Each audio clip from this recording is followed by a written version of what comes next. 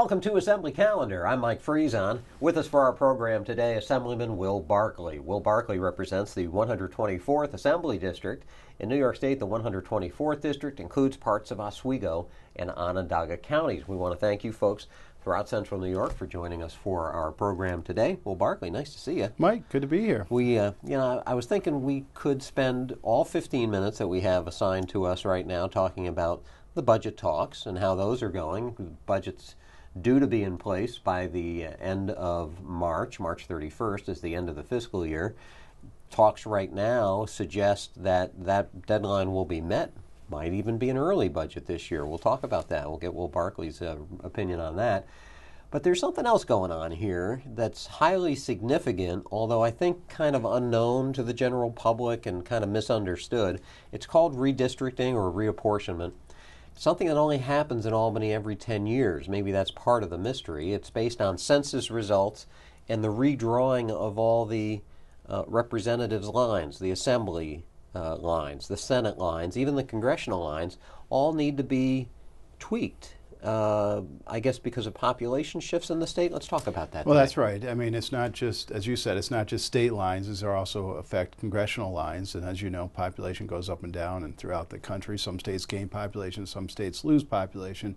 New York State, unfortunately, has been losing population. A lot of because of the reasons of some of the stuff, unfortunately, we do down here. But that we'll be talking about with the budget, we'll talk right? about that with the budget. That's right, unfortunately. But in any event, redistricting, as you said, comes up every 10 years. The legislature has to reset the lines, and obviously in the Senate and the Assembly, no matter what the population is, we're still going to have 150 Assembly members. I guess the Senate actually may increase to 63 members, but the changes, how the districts are drawn. So this has been a huge issue. Obviously, legislators get concerned because all of a sudden they could be representing a district and have the population shift, and they could get a whole new district for the next decade. So it's obviously an issue that's near and dear to legislators' hearts, even though the general population probably isn't as aware of it or is concerned about it. And in fact, the lines, not only are the lines important to the legislature because it determines where you represent, which communities are represented together,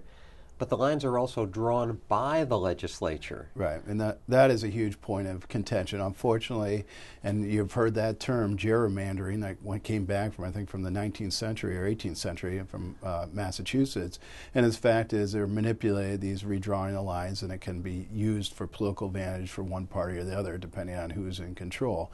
And that's one of the big criticisms I've had of the process since I've come in. Believe it or not, I came in right after the last redistricting 10 years ago. And one of the problems is the majorities in both houses like to draw these lines so they can either sustain their majority or increase their numbers. And it's not always based on kind of a historical basis or a homogeneous basis of what the district should be like or a geographic type basis. It's really something very often done politically. So one of the things we've advocated for, at least in our conference, and certainly I've been a strong proponent of, is the fact that we need an independent redistricting commission that can go and look at these lines and take in account, the type of district you have, the geographical line, the historical line, stuff that would make sense, and try the best they can to take politics out of it. Unfortunately, Mike, it doesn't look like that's what's going to happen this year. Looks like the legislature, again, is going to take over the lines. The governor's been threatening to veto whatever lines the governor comes up with, but now I'm understanding there may be a big deal involved with the budget, as we'll talk about, redistricting and a few other issues like DNA database and some other issues. So one of the talks that's going around is that maybe if the governor can't get his way on an independent body doing this year's lines, because they need to be done. There's a deadline at the middle of March where they need to be in place because the elections are coming up, as we know from watching what's going on with presidential politics right now. So if he can't get that done for this year, maybe he would somehow get an agreement that there would be an independent body drawing these lines 10 years from now and into the future. That would still be a huge deal when it comes to setting up the political landscape here in the state of New York. Yeah, without a doubt. And I think it's important something like that gets into place, particularly for upstate New York. As you know, the Assembly is dominated by downstate interests, particularly out of New York City, and they've been drawing more and more districts down there to increase their voice and the city's voice in the New York State Assembly at the expense of upstate. So I think if we had an independent redistricting commission, we'd have to amend the Constitution, I understand, under the piece of legislation that is being proposed out there by the governor and others. Maybe that would actually make the population, if there are population shifts, at least take, again, politics out of it and give upstate a stronger voice, or at least not have us losing our voice at the expense, or New York City gain their voice at the expense of upstate's voice. There are some cities that are divided in half by these lines, whether it's an assembly line or a senator line. Counties, some counties have several different representatives. Some Right. representatives represent up to 7 different counties. You know, it's not necessarily in the best interest of the communities right now. Absolutely. And again, as I said, we have the state legislative lines, but the other thing we have is the congressional lines. And now that we're moving up the primary date, which we had to pursuant to a federal court case, the time for actually passing petitions and people getting on the ballot to run for Congress has gotten very compressed. So as a result, the federal courts have also taken over the redrawing of the congressional lines, which traditionally has been the duty of the legislature, state legislature. And these lines have just come out. You maybe saw the special master came out with some proposed congressional lines, and that really changes a lot. For instance, in my area, particularly Oswego County, gets split in two. The eastern part of the district would go in with Oneida all the way down to Broome County, believe it or not. The western part of Oswego County would be put in with Onondaga County, I think Wayne and Cayuga County. It's a little bit more of a compact district. But where I live, you go all the way down 81, all the way down to the bottom of the state. So that would really be a big change. I don't think historically, at least in my memory or knowledge, ever did part of Oswego County get pushed in with the southern tier. It seems we always tend to go north in the North Country. So it's really a big shift that those lines tend to hold. Well, it's going to be an interesting thing to watch, and especially, again, we'll keep an eye on whether or not we'll see an independent commission in New York's future. 10 years may seem like a long time away, but you know, you blink your eyes sometimes, That's right. and it goes a lot faster than what you might Right. think. I have an 11-year-old. I can't believe he's 11 years old, so I matched him to redistricting. So he was right in before Yeah, the he lines was. He were drawn the squeezed last in. Yeah, time. he got in there. That's right. Let's talk now about where the budget talks are right now. Again, there seems to be an idea that this budget will be done on time this year. It was on last year for the first time in about 20 years. Yeah. Or it may even be early. It's been quiet. There hasn't been a lot of filibustering and loudness and debate. It's been a very quiet budget debate. Well, let's face it. First of all, the state's still suffering from really some very tough revenue constraints. We have not been getting the revenue in the door in the Treasury as fast as we have in years past. So that always puts some, handcuffs or constraint on what we can do in the budget.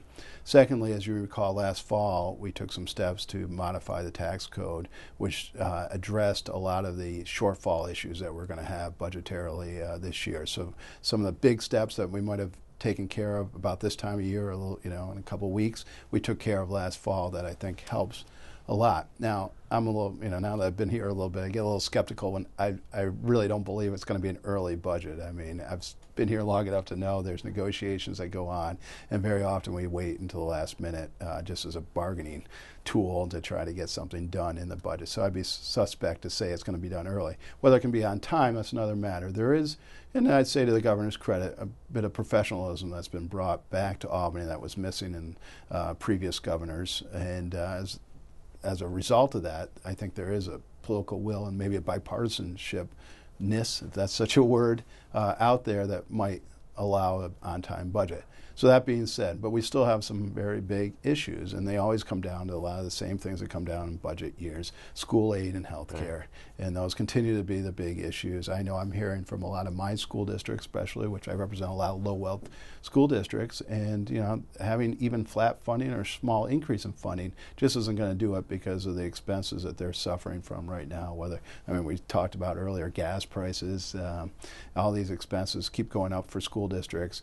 Well, at the same time, if they get level state aid or even cuts in state aid, it actually really causes a lot of hardship on them. And they've seen cuts in state aid the last few years. There's been talk that the state may see some increased revenues, more than what it saw last year, and that some of that may go to school aid.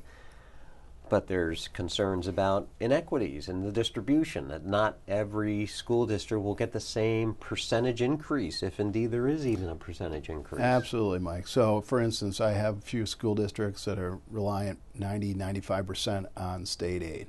They don't have a tax base there that they can all of a sudden raise taxes locally and try to make up whatever loss they get from the state. For instance, you take a Long Island school that has a $30 million budget, a $35 million budget, $300,000 worth of state aid isn't that critical to them. You take a school like a Hannibal that I represent, $300,000 makes all the difference in the world. So what we have to do is get a more equitable school aid formula out there. We got to start driving school dollars, state school dollars, to the schools that really need them, and obviously have to cut back on schools that aren't so dependent on state dollars. And of course, schools are dealing with that 2% property tax cap that was passed by the legislature a year or so ago. The counties, towns, villages are facing that same property tax cap that was put in place that's impacting schools. Counties have to deal with Medicaid costs, just like the state does. You mentioned health care as being one of the other, every year comes up as part of the budget talks, because education and budget are the two biggest parts of any state budget. Without a doubt. And let's be straight. I support the cap because our property taxes were simply out of control, continue to be out of control. But as we said before, if we're going to put a property tax cap on, which is really a levy cap, we have to also couple that with mandate relief, so some of the schools can get relief. It's very hard to do a budget when the state's telling you, how you got to spend 90% of your budget. It doesn't give you a lot of wiggle room, and then the state says, well, you can't raise any additional revenue either. Good luck to you, and that's really tough. Good luck. Don't forget to write. Yeah, sorry. So it really is a challenge for them, Mike. Yeah. So, and there's a $250 million pot of money that's being proposed by the governor for competitive grants. I would like to I'm a little suspicious about competitive grants because you never know how those things might potentially get manipulated politically, frankly. No, and I've seen them go to other parts of the, I know, believe it. I think Simon Cowell's on the judging panel for those to make those determinations. Right. So I'd like to see that money get taken out of the competitive grants and really driven on a need basis to school districts, particularly, again, low-wealth school districts. And one of the other things that has me skeptical as to getting a budget, especially done early, is this call for pension reform. I mean, this has the labor unions up in arms, and, that's not... If there's anything politicians don't want to do, they don't want to get labor upset, but, the governor is saying this has got to happen. The costs of running these pensions and paying them are not sustainable, and that something's got to give. Something's got to change. Right. So he seems set. The union seems dead set against it.